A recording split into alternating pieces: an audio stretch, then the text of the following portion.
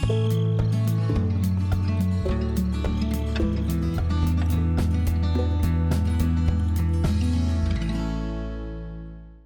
everybody, welcome back to Gelvin Valley. We are just putting the finishing touches of baling on field number 49 here. We dump off the bales while I'm thinking of it, and we'll be heading off to another field. We're kind of ripping through them, just kind of climbed up the hill as it were. So now we'll be temporarily going down the hill and heading up to a field we affectionately refer to as the Stonehenge field. I have no idea what name Wild Wild Wes intended for it. That's kind of what I'm calling it, and I don't even know if I'm pronouncing it correct. Obviously I hit the main highway here. I should get my whirligigs on. Oh boy, that's interesting. Look what it does to the water. Wow. That's a lot of light. No wonder it kind of stuttered there just for a little bit. Wow. I wonder how big of a hit my... Oh, it's not hitting FPS at all. Oh, good to know. Good to know. Well, we want to make sure that the cars can see us so nobody runs into us and stay out of that person's way and that person. I think we'll try to head up the back way over here kind of by the horse ranch. Good old Wes has animated horses there for us. All these people walking around on areas where we farm. You know, for those that may watch this who live over in the UK, is that common, you know, where people can walk on a farmer's field? Or I don't know, I'm from the U.S., that would be called trespassing here. Probably would get someone in some amount of hot water, but I realize it may be different in another country. Alright, let's unfold this puppy and turn all this seizure-inducing stuff off. Head on around. Doesn't seem to take us too long once we get going on a field and we get her all licked up. Just don't want to miss any as I head along the edge here.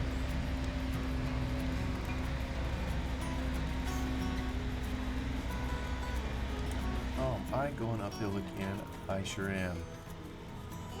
Wow, wow, wow. Slows a guy down, going through a weed patch. You know, it's been a while since we've harvested it here, so the weeds are already growing up through. Haha, I'm just making that up. There's a certain kind of weed, you know, that you can put, and you see Wes has done that. He's basically got these weeds on the outer edge of the field, and because I'm a greedy farmer, I basically tried to cut in to the edge of the field as far as I could go so I could farm fence row to fence row, as they say. But you end up hitting all these, yeah, we're going by some right here, right now. They're not part of the main crop layers, or however you would put it. I'm probably using the wrong terminology. So there's no way to cultivate or plow them out. You know, they're just decorative. The only way you could take them out is in the editor, and we're not going to do that. I like having them there. It's additional ambiance.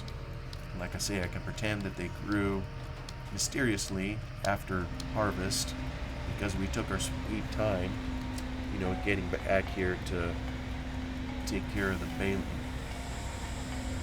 Oh, looks like we did this just a little differently here last time. We all get turned around, and again, just love this mod. This is one terrific tractor.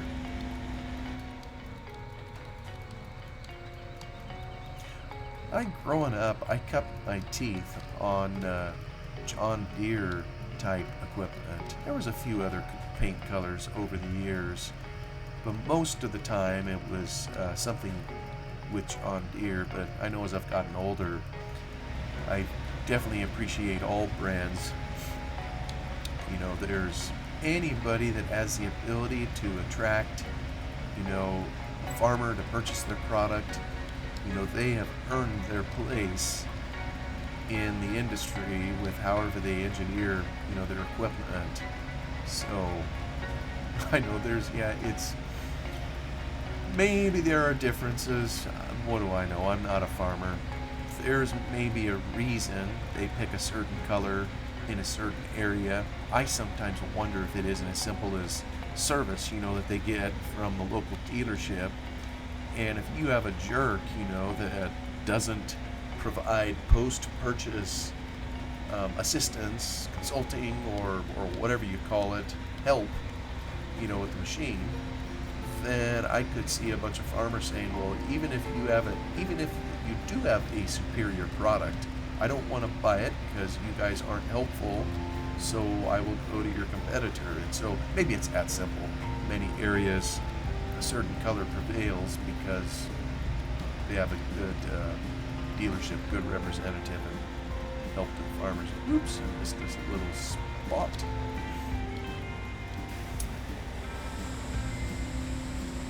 Head on down here. Well, I was going to pick up the topic that I started the last episode, namely talking about things that I've only done once in my life. Not that anyone cares. I'm just trying to find something to talk about in here. And I'm guessing you all probably have done something similar, totally different things, you know, to what I would say, of course, but things you've only done once in your life. You know, there's a friend of mine who, his name, maybe some of you have heard, is Serious Mods, and he has said sometimes on some of his YouTube videos, he's talked about some things that he's never done. Let me see, can I get... All right. Yeah, that ought to work. One of those things happened to be, I think, chewing gum. Can you imagine? He apparently has never chewed gum. So I know after hearing that, one of the things I did is I happen to have his address and everything. I just sent him. I went into our office supply cabinet and not supply cabinet, or food cabinet, you know, snacks or whatever that we have for all of our staff, and we had some gum in there, and I just grabbed a packet and I mailed it to him. He thought it was pretty funny, but I still don't think that he actually ate any of it, or chewed any of it. Come on, big boy. You can do it.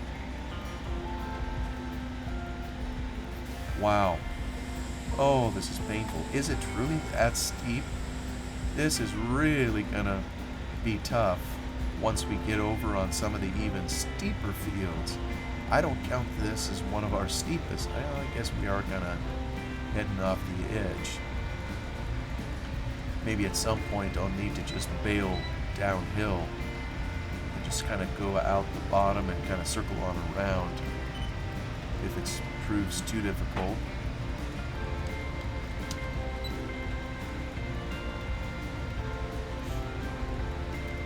But anyway, back to my humble little list. You know, I mentioned last time it was deep sea fishing trip. That's definitely something that would give me pause, you know, before ever trying it again. And I don't anticipate I ever will in a small fishing boat.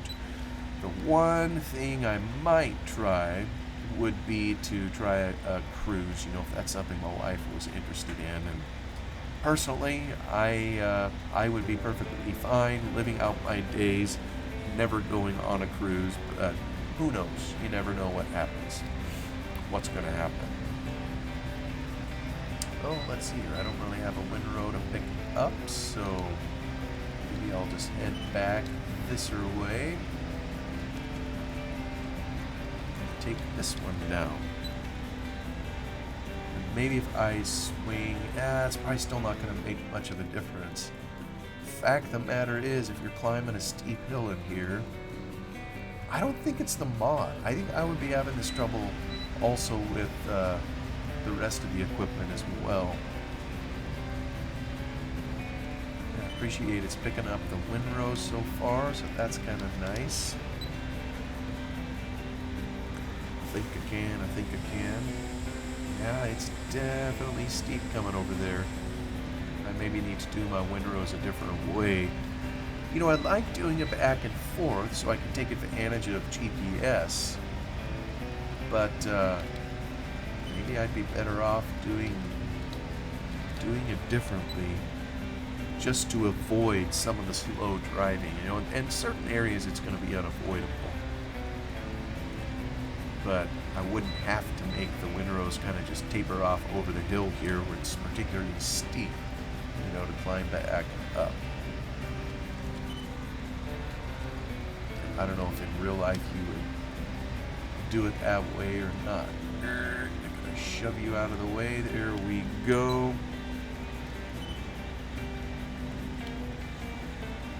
Oh, come on. I have four-wheel drive on. I have all the differential locks in. Come on. At least the next one I'll be heading downhill, so we'll get this hill taken care of.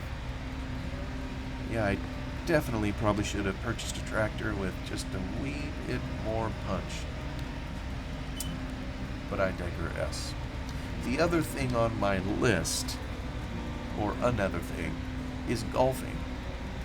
I've been golfing just one single time in my life, where I literally picked up clubs, you know, to try it myself.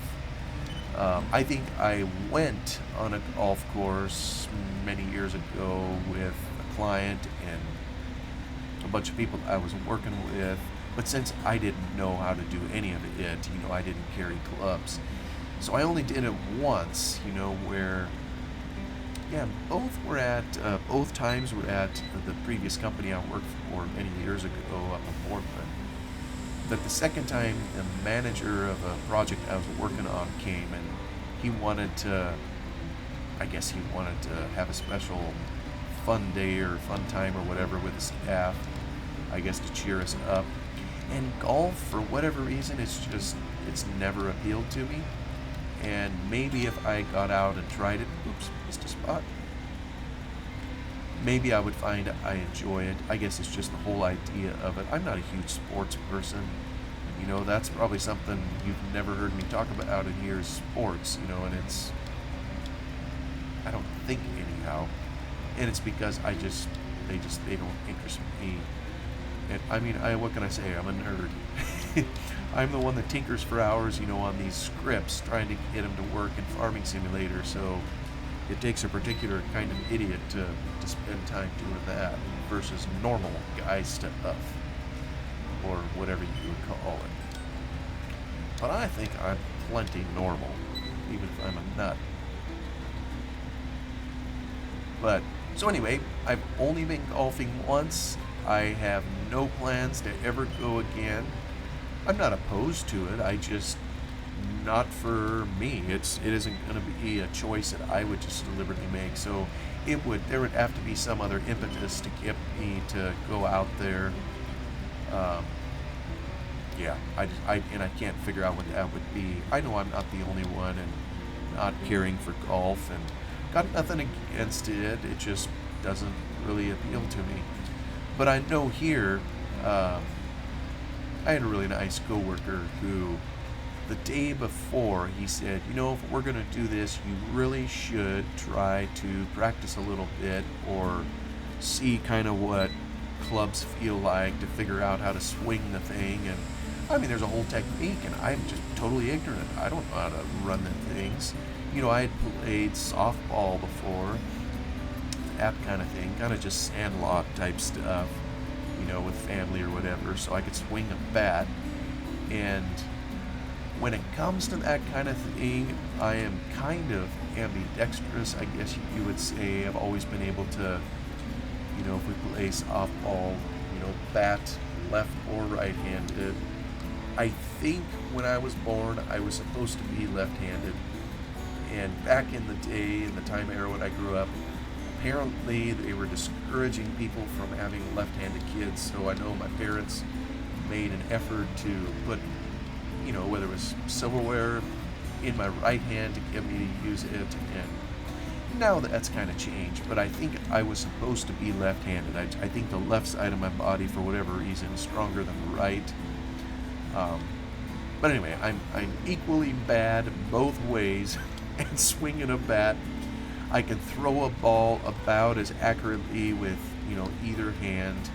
I can't write left-handed. I do have right-handed, but anyway, you get the idea.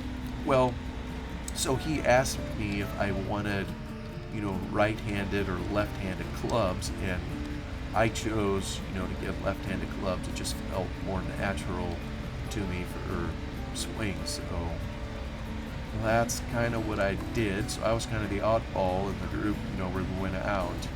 So he took me to a driving range, and he showed me some of the differences in the clubs and helped me, set it up on a tee to kind of figure out how to hit that silly little ball. And, I'd see pictures of it before or footage of it periodically, where someone takes a ferocious swing and they miss the ball and they end up taking out a chunk of sod out of the golf course's yard or whatever. I guess the putting greens. Oh yeah, we did practice putting too. Well, that would have been me, just trying to figure out how to aim the thing properly.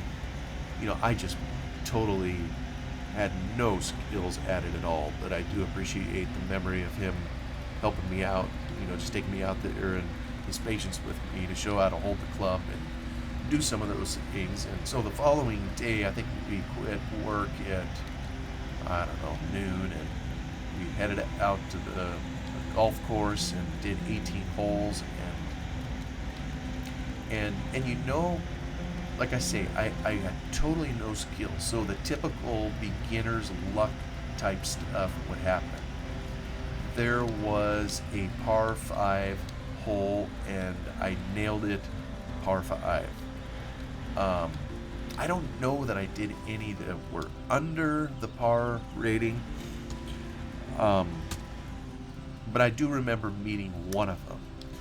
And then there was other holes where I just couldn't do it, and they eventually would make me, oh shoot, looks like I didn't lower my pickup.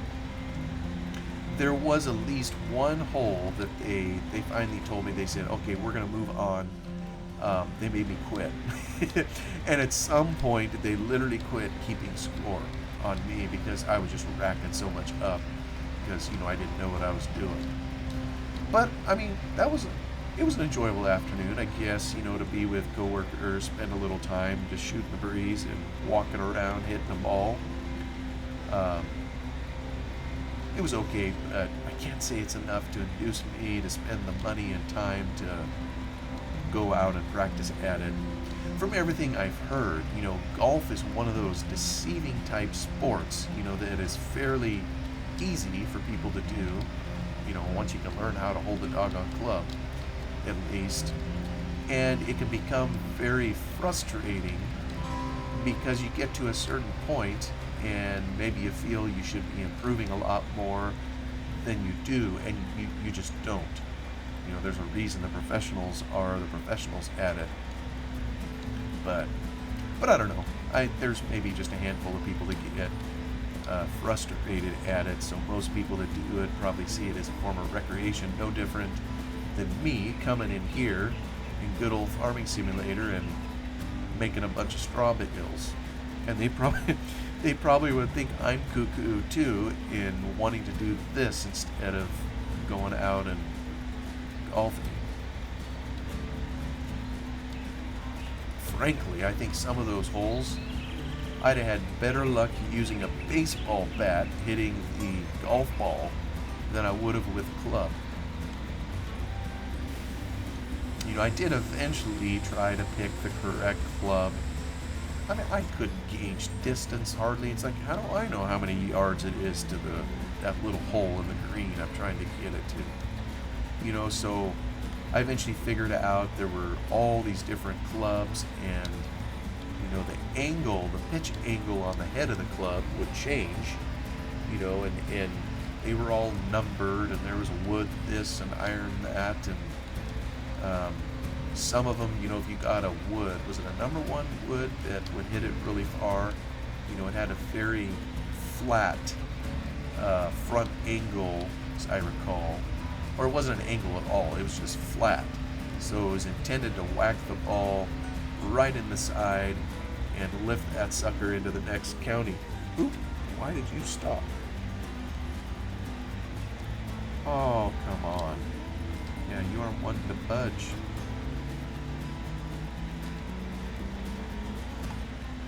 Oh, this is painful. Now you crawled the hill right beside it. What's taking so long here? There we go. Get a little sauce going. Is it more steep here than it is over here?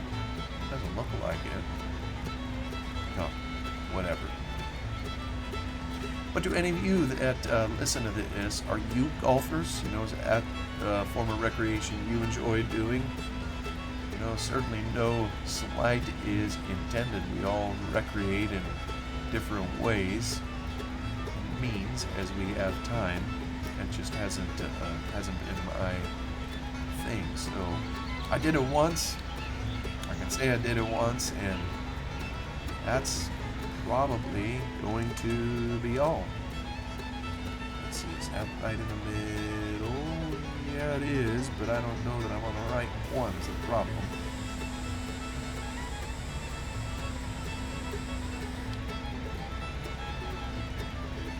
And honestly, other than those two single times, one where I walked the course with the other guys and one when I played it, or attempted to, I don't think I've been on a golf course since.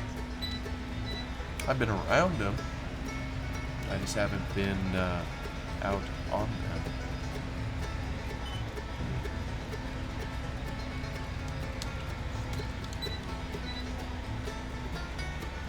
Oh, and we're heading back uphill. I probably need to angle it more. Kind of like I was talking on that field in a previous episode, across the way across the valley. It'd be good to try to go with the slope rather than have it so much uphill that some of these hills in here, there's no rhyme or reason. So I'm just trying to survive. Sure goes nice going downhill though.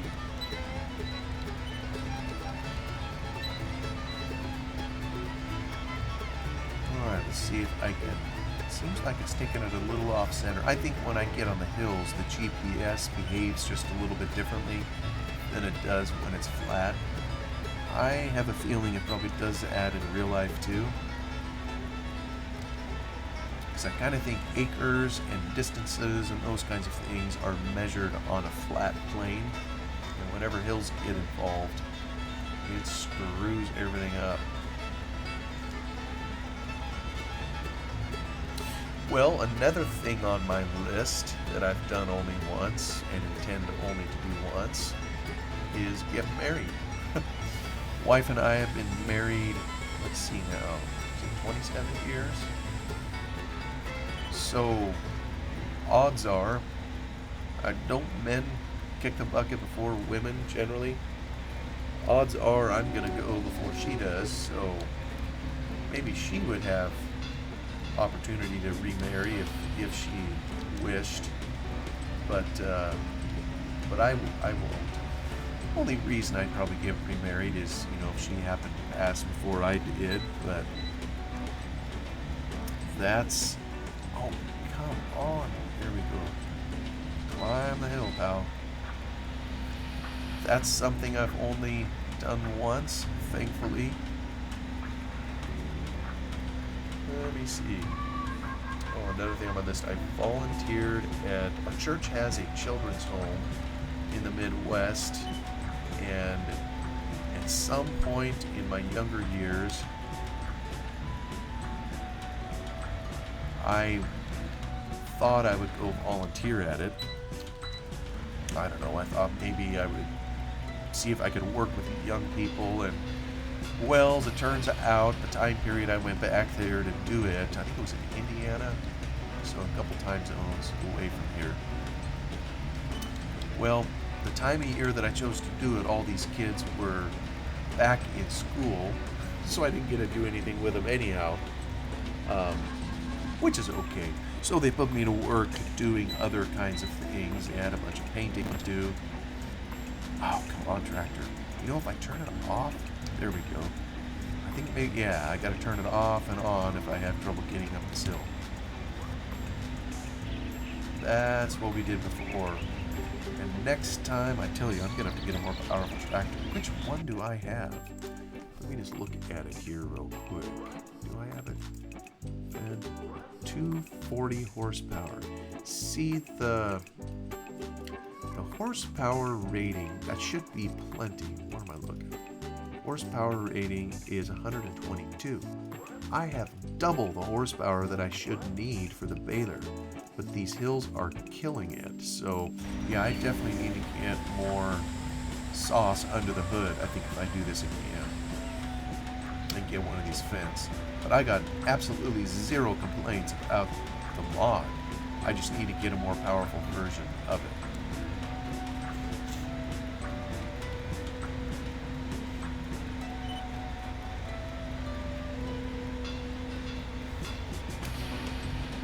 Every country in the world is blessed with what they would call national parks. You know, areas that the public has decided to cordon off and preserve because they're special areas and they want to keep them that way. And America, the U.S., has a number of those too. And I've been to a few. You know, probably some have heard of Yellowstone. I've been there several times. Well, several. Let me see here. Twice? At least twice. Alright, spit the bale out.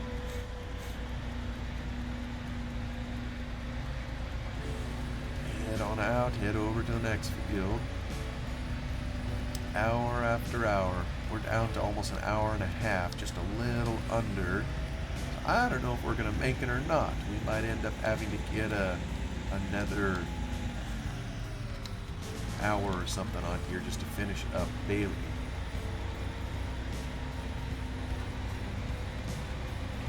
So I've been to Yellowstone a time or two. I've been to the Grand Canyon a couple times.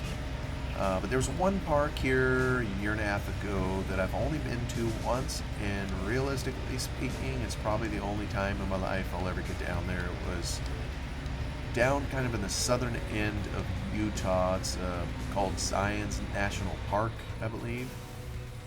Beautiful, just wonderful. The weather we had when we were there was just gorgeous.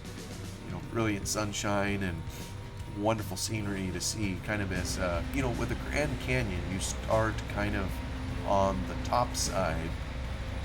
I suppose there's some people, if you took a rafting trip, you would go down, follow the Colorado River down through it, you would take that approach. But most people visiting the Grand Canyon, you kind of start on the south rim and you look in from the top. Well, with Zion's National Park, you start on the bottom. You know, there's a road that they have down in there, and of course the proverbial gift shop and all the stuff they try to get you to buy when you're down there. Several bus lines going and lots of hiking and things folks can do. Oh boy, this is going to be steep.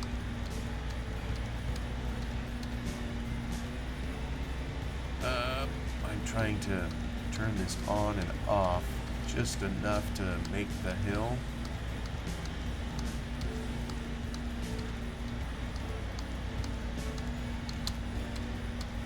Oh, it's probably a terrible thing to do. Oh, there was a little sprig of barley that we missed. Yeah, I can actually pull the hill at 5 miles. Oh, except then that happens. And of Of course, we can't have that. Nobody left behind. Which means, I'll hear that wind blow. That means I better go pick up this little dab right over there. I'm sure there's probably other national parks or things that I've been around, you know, where I've only been there once, only intend to be there once. You know, I would go back to Zion's probably if the family wanted to. The hard thing, you know, that I'm learning is, you know, it's one thing to take a trip as a family when they all still live at home, but as soon as you become, you know, my wife and I, we're not empty nesters yet. We got a ways to go. But when some of them leave home, it's harder, you know, to coordinate those kinds of special trips. So that's probably one that I won't be returning to. We are storming down the hill. Somebody didn't do a good job of windrowing. We have this orphan little bit of... Oh, and I can't even pick up the whole... Good grief. I thought I would pick up the whole thing. But no.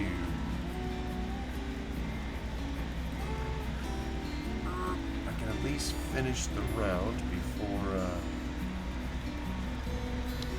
calling it a day. Already my little timer given to me by my good friend Atomic 67. There's not even any ticks left in it.